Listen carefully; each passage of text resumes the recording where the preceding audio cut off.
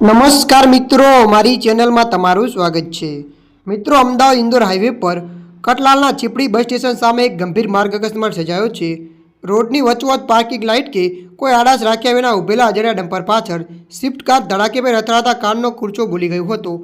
અકસ્માતમાં કારમાં સવાર રાજસ્થાનના દંપતીનું ગંભીર ઇજા થવાના કારણે ઘટના સ્થળે જ મોત નીપજ્યું હતું। અકસ્માત સર્જનાર ડમ્પર ચાલક વાહન સાથે નાસી છૂટ્યો હતો।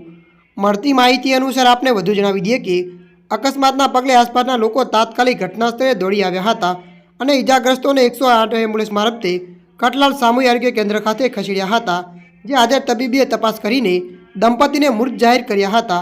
હોસ્પિટલના તબીબે મૃતક મહિલાના મોબાઈલમાંથી તેમના પુત્ર વિકાસકુમારને ફોન કરીને અકસ્માતની જાણ કરી હતી।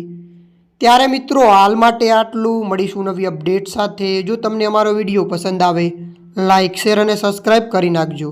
ધન્યવાદ।